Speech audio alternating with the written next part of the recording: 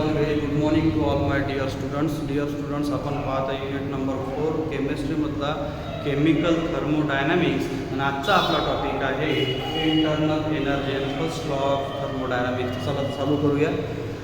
विद्यार्थी मित्रांनो, एनर्जी म्हणजे आपल्याला समजलं तर इंटरनल एनर्जी म्हणजे काय? सरळ आहे रे, आतली एनर्जी.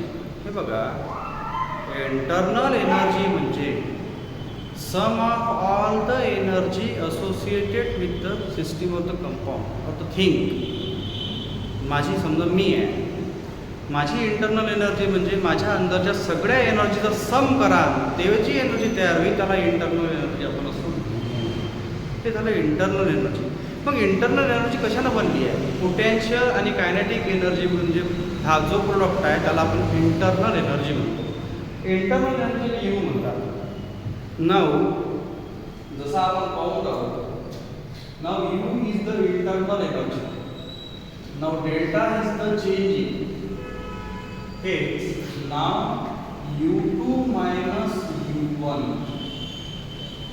आता U2 म्हणजे काय? U2 is the final state internal energy and U1 is the first stage और the initial stage internal energy, and that is the change in internal energy called as the delta U.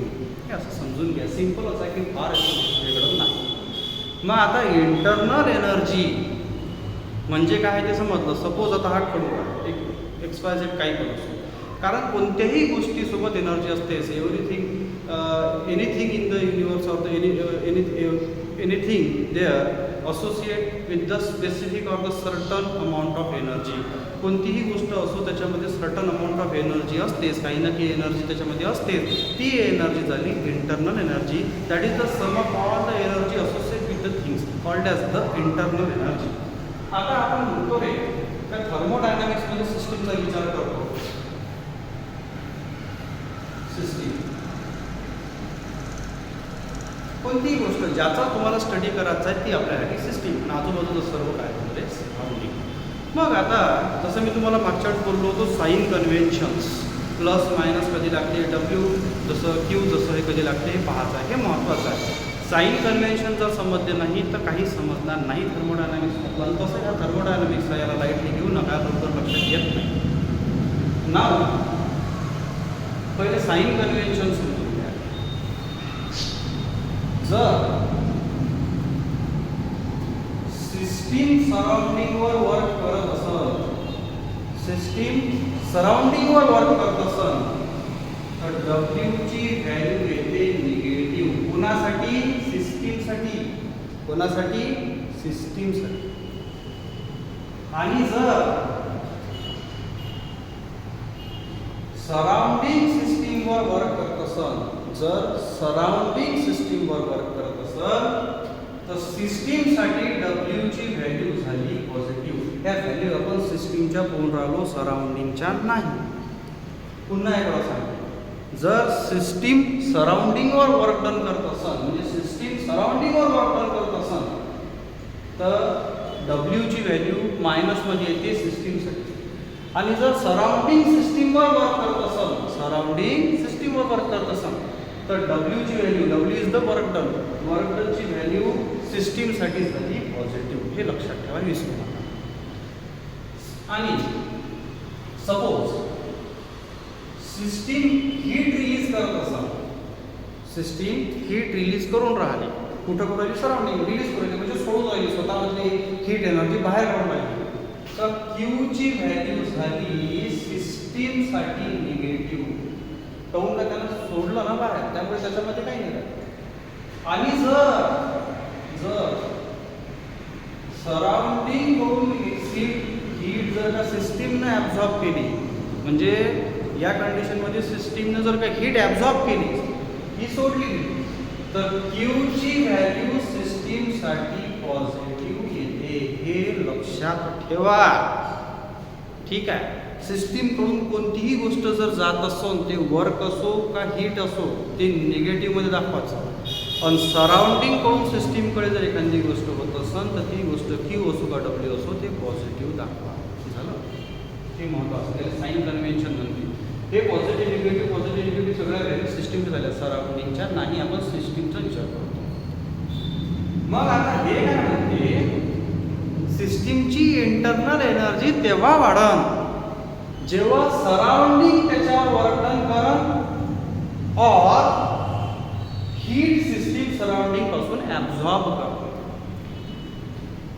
आणि सिस्टीमची internal energy कमी होऊन जाईल कधी, जर system सराउंडिंगवर work done करन और स्वतःमधली heat release करन. हे वाक्य जे बोललो ते डबल आहे, म्हणजे सरळ आहे ना रे. तुम्ही एखादं काम करा, तुमच्या एनर्जी वाया चालली जाईल, आणि तुम्ही जर खाल्लं तर तुमच्या एनर्जी येणार नाही. निगेटिव्ह जर लिहून राहिली तर समजा कोणतीही गोष्ट असेल, निगेटिव्ह जर असेल क्यू असं काय डब्ल्यू असेल, इंटरनल एनर्जी कमी होऊन राहिली, आणि पॉझिटिव्ह तर इंटरनल एनर्जी काय वाढून राहिली. हे अशा वेळेला म्हणजेच जर वर्क डन सिस्टीमनं सराउंडिंग वर्क केलं तर इंटरनल एनर्जी कमी केली, पूर्ण सिस्टीमनं सराउंडिंग म्हणजे. आणि जर वर्क डन सराउंडिंगनं सिस्टीम वर्क केलं म्हणजे हे तर सिस्टीमची इंटरनल एनर्जी वाढते. तसंच जर का सिस्टीमनं हीट रिलीज केली मायनस, हीट समजा सिस्टीमनं रिलीज केली तर सिस्टीमची इंटरनल एनर्जी कमी होते. आता केवढी, जेवढी त्याने हीट रिलीज केली आहे तेवढीच. आणि जर का सिस्टीमनं हीट ॲब्झॉर्ब केली, गेन केली, कुठून सराउंडिंग पासून, जेवढी गेन केली तेवढीच त्याची इंटरनल एनर्जी वाढन. आता एक्झाम्पल, सपोज -W व्हॅल्यू आहे 20 किलो जूल केजे. म्हणजे या वाक्याचा अर्थ असा आहे, मोकळं करून सांगतो, जर का सिस्टीमनं सराउंडिंगवर वर्क डन केलं म्हणजे मायनस झालं, म्हणजे सिस्टीमची इंटरनल एनर्जी कमी झाली का नाही झाली. मग ते किती ना कमी झाली म्हणते, तर डेल्टा यू ची व्हॅल्यू झाली -20 केजे. आता मोल इनवर्स असते ते असो. समजा सपोज जर का सिस्टीमनं हीट ॲब्झॉर्ब केली, आता सांगितलं तुम्हाला डबल सांगा, ते जर 30 किलो जूल्स असेल तर सांगा इंटरनल एनर्जी कितीनं वाढली, 30. हेन्स इंटरनल एनर्जी वाढली 30. अजून एक सपोज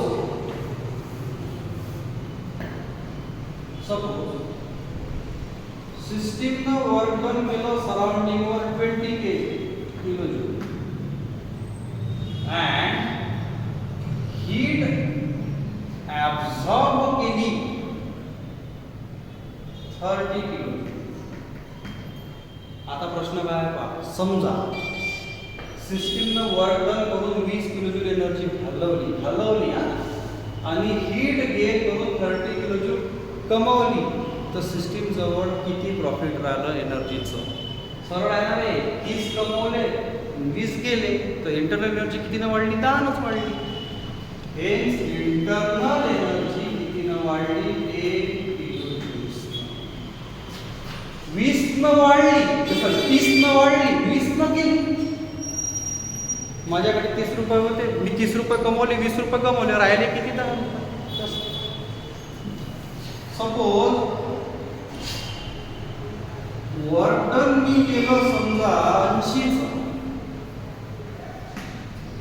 and हीट बाहेर सोडली समजा 40 kilo,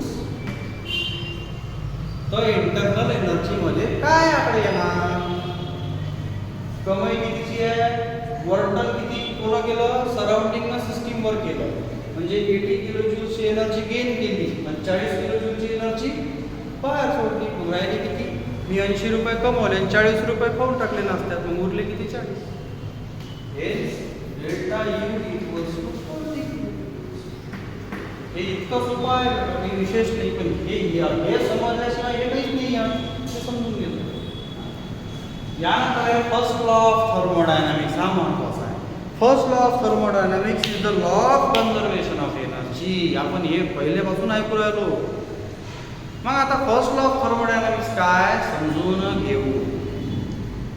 the total internal energy म्हणा, इंटरनल एनर्जी एकच झालं बाबा. The total energy of the system and its surrounding remains constant when the system goes from or changes from initial state to final state. System आहे आणि हे surrounding आहे. System plus surrounding म्हणजे universe. या युनिवर्समध्ये म्हणजे ह्या सिस्टीम अँड सराउंडिंगमध्ये टोटल एनर्जी कॉन्स्टंट राहते. मग सिस्टीम इनिशियल स्टेटपासून फायनल स्टेटमध्ये गेली. म्हणून म्हटलं आहे the total energy of the system and its surrounding remains constant when the system changes from initial state to final state. हे त्याचं वाक्य आहे. हे महत्त्वाचं वाक्य आहे. कारण का याचा अजून अर्थ असा होतो का युनिवर्सची एनर्जी कॉन्स्टंट आहे. कारण सिस्टीम प्लस सराउंडिंग काय होती मित्र हो, कॉन्स्टंट. अजून दुसऱ्या वेळेला काही हा तर या वेळेलाच लिहायचं तुम्ही पेपरमध्ये. याच्या सिमिलर शब्द अजून सांगतो मी. The total energy of the universe is constant और द इंटरनल एनर्जी और द सम और the energies of the isolated system is constant. Remember isolated system म्हणजे युनिवर्सच होते, समजून घ्यायचा. आणि थर्ड मी असंही म्हणू शकतो, energy neither be created nor be destroyed, it can change from one form to another form. हे तीन चारही सारखेच झाले, समजलं. हा झाला फर्स्ट लॉ ऑफ थर्मोडायनामिक्स. मग आता फर्स्ट लॉ ऑफ थर्मोडायनामिक्स आहे तर त्याचं मॅथमॅटिकल स्टेटमेंट असलं पाहिजे, आपल्याकडे फॉर्म्युला असला पाहिजे.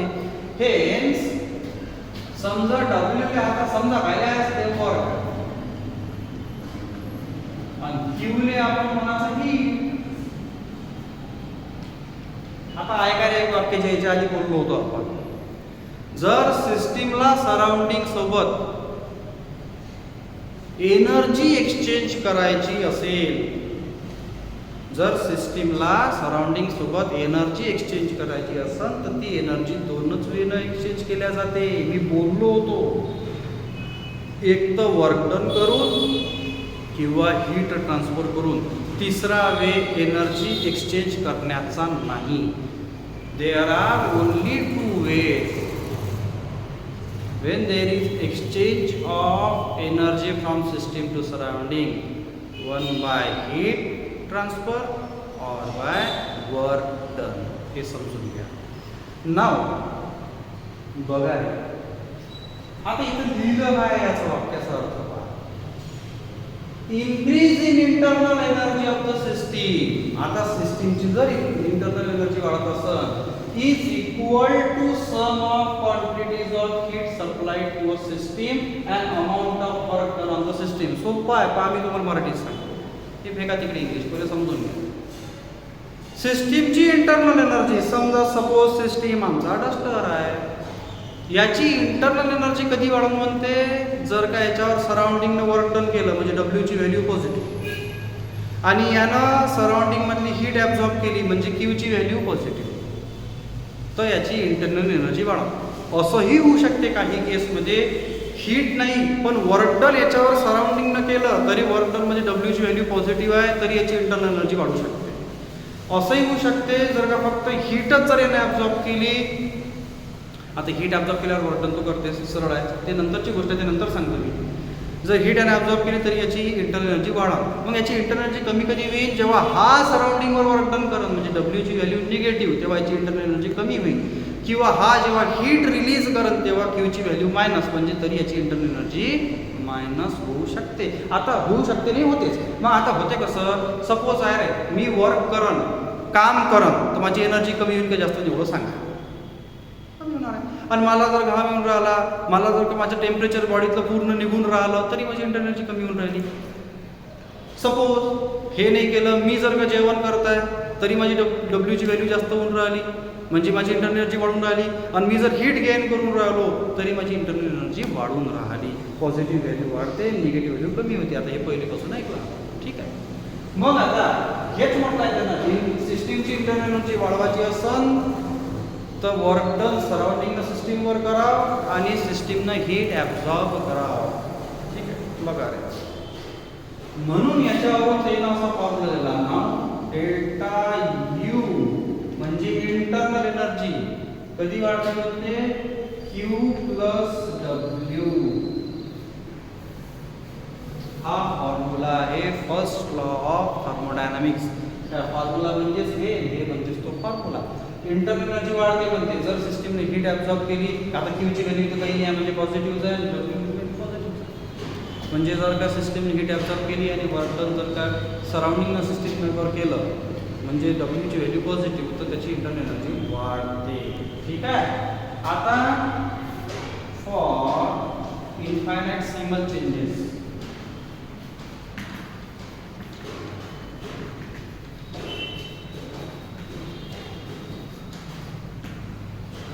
आता हे तर ठीक आहे. आता इन्फायनाइटसिमल चेंजेस म्हणजे अत्यंत सूक्ष्म जर का बदल होत असेल एनर्जी एक्सचेंजमध्ये म्हणजे हीट किंवा वर्कमध्ये, तर असं लिहायचं. इन्फायनाइटसिमल म्हणजे की आपण काय लिहायचं, स्मॉल डी. हां, स्मॉल डेल्टा येतो ना, D U equals to D Q plus D W. This is the formula of infinitesimal changes in the internal energy. हा ठीक आहे. हा झाला फर्स्ट लॉ ऑफ थर्मोडायनामिक्स. आता फर्स्ट लॉ ऑफ थर्मोडायनामिक्सचं इक्वेशन प्रत्येक प्रोसेसमध्ये कसं वर्क करतं हे आपण याच्यानंतरच्या व्हिडिओमध्ये पाहू. परत हे समजून घ्या. ठीक आहे.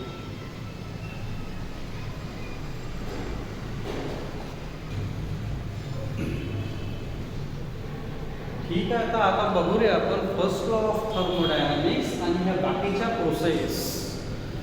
आता बाकीच्या प्रोसेस कोणकोणत्या तशा 5 होत्या की रिव्हर्स इक्वेशन येत नाही कारण मॅक्सिमम वर्क होतं. पहिली आयसोथर्मल, दुसरी आहे ॲडियाबॅटिक, थर्ड आहे आयसोकोरिक आणि चौथी आहे आयसोबारिक. आता तुम्हाला सगळेला माहिती आहे का फर्स्ट लॉ ऑफ थर्मोडायनामिक्सचा फॉर्म्युला काय, delta U is equals to Q plus W. Now W is the work done and Q is the heat. Now what is delta U? Delta U is the internal. Now isothermal process म्हणजे अशी का ज्याच्यामध्ये temperature constant राहते, ते लक्षात घ्या. आणि हे बोललो होतं, हेन्स इंटरनल एनर्जी सुद्धा कॉन्स्टंट राहते. हे प्रोसेस याच्या आधी बोललो आहे बेटा, तुमच्या लक्षात नसतं. मग आता फॉर्म्युला काय आहे, now delta U is equals to Q plus W. मग क्यू ची डब्ल्यू याची व्हॅल्यू काय आहे, 0. आता हे 0 आहे ना, हे जर 0 आहे इंटरनल एनर्जी 0 आहे.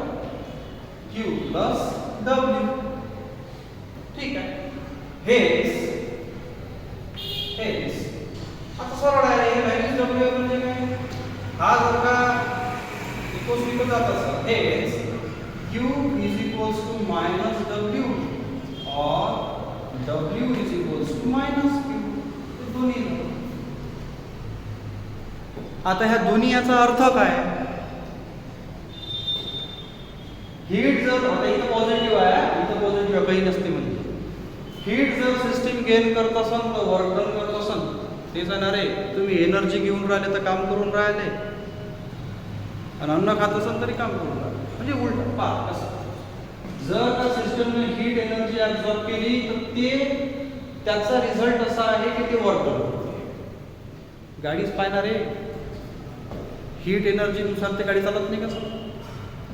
आणि जर सराउंडिंग सिस्टीमवर वर्क डन केलं तर हीट रिलीज करते. जसं आपण जेवल्यानंतर हीट रिलीज होते, समजून घ्या. हे झाली फर्स्ट आयसोथर्मल प्रोसेस. हे महत्वाचं आहे, कोणी सांगितलं. ॲडियाबॅटिक प्रोसेस म्हणजे अशी प्रोसेस जिथं क्यूची व्हॅल्यू 0 आहे. क्यूची व्हॅल्यू 0 आहे. मग आता फॉर्म्युला काय आहे, delta U is equals to Q plus W. सांगा तर क्यूची व्हॅल्यू 0 आली, hence delta U is equals to 0 plus W. काही विषय आहे त्याचा, hence delta U is equals to W और minus delta U is equals to minus W. हा सारखाच आहे. याचा अर्थ काय, यू आहे ना, व्ही नाही आहे. इंटरनल एनर्जी वाढवून जर वर्क डन सराउंडिंग सिस्टीमवर केलं आणि इंटरनल एनर्जी कमी होईल जर सिस्टीमनंच वर्क केलं. माझी इंटरनल एनर्जी कमी होईल जेव्हा मी वर्क करेन, माझी इंटरनल एनर्जी वाढेल जेव्हा मी अन्न खाईन, म्हणजे जेव्हा माझ्यावर वर्क डन होईल. समजलं.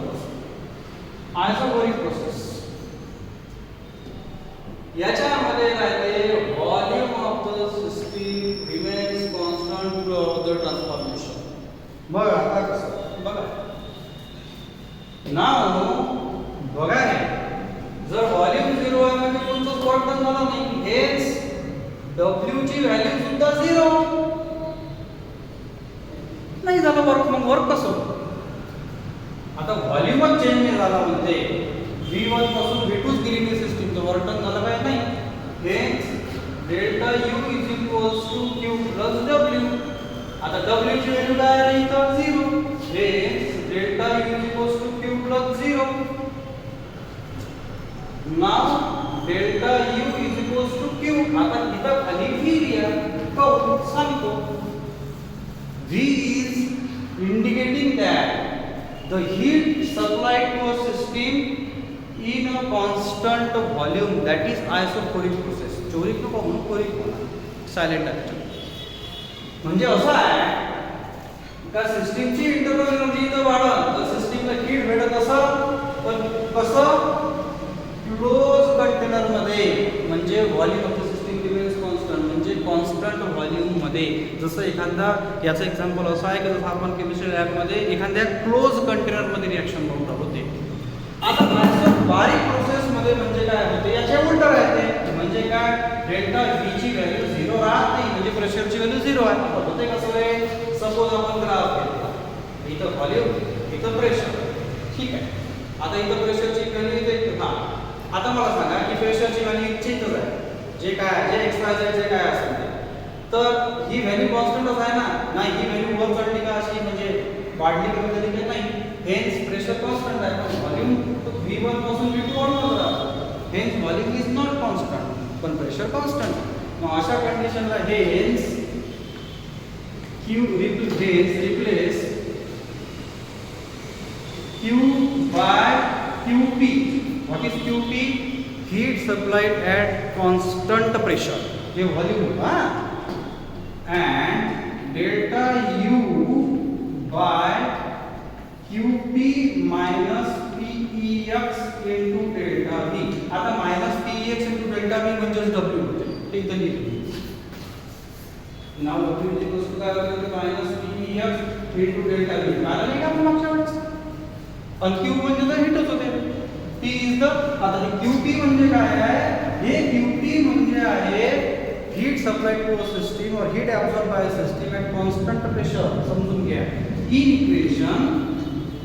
हां, कोणत्या इक्वेशन मध्ये रिप्लेस करा म्हणते, काय म्हणते, replace Q by QP and delta U by, हा डेल्टा U थोडासा ड्राइंग होऊन जाते कधी कधी. delta U by QP minus PX into delta V. What is PX? PX is the external pressure of the force. delta V मध्ये change आहे, ठीक आहे, म्हणजे डेल्टा U ची व्हॅल्यू 0 नाहीच आहे. हेन्स इक्वेशन, कोणतं इक्वेशन आहे म्हणजे, now delta U equals to Q minus PX into delta V.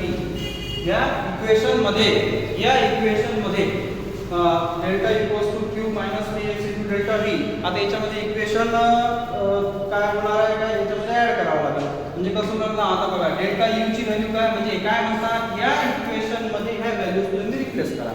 मग आता रिप्लेस करा म्हणजे काय, डेल्टा U ची व्हॅल्यू काय आणि डेल्टा U ची व्हॅल्यू आहे QP minus PEX into delta V equals to, हां Q कशाला रिप्लेस करा म्हणते, QP ना, QP आणि जसं आहे तसं मग बाकी PEX into delta V. Now आता हे जे आहे हे या साइडला घेऊन जाईल, मायनसचा काय plus, hence QP equals to, हे आता हे तिकडेच गेलं, QP minus PEX into delta V आणि हे minus plus PEX into delta V. ठीक आहे. आता पहा रे, minus PEX into delta V बरोबर आहे. हां, आता QP minus PEX into delta V, QP, हां बघा इकडे काय, हां QP equals to QP minus PEX into delta V म्हणजेच delta U. Now hence now QP equals to delta U and plus PEX into delta V. Equation थोडं समजणार नाही, कारण की हे थोडं वेगळं द्यायचं आहे, हे समजून घ्या, कारण पुस्तकापेक्षा थोडं इलॅबोरेट करून सांगितलं आहे मी तुम्हाला. आता याच्यामध्ये समजण्यासाठी म्हणा, किंवा आता हीट एन्थाल्पी जर लागत असेल तर डेल्टा एचची व्हॅल्यू आली पाहिजे. ते नवीन कन्सेप्ट आता पुढं बघू. ठीक आहे, तर आजच्यासाठी बेटा एवढंच. जर काही प्रश्न असेल तर विचारा आणि युनिट टेस्टचा अभ्यास चांगला करा. काही प्रश्न असेल तर विचारा. थर्मोडायनामिक्स एवढी साधी गोष्ट नाही, समजलं असं वाटते पण डबल विसरतो. ते लिहून पहा, कोणतीही गोष्ट तर तुमची चांगली प्रॅक्टिस आणि त्याच्यावर चांगला हात बसा. ठीक आहे, काही प्रश्न असेल तर विचारा. आजच्या एवढं.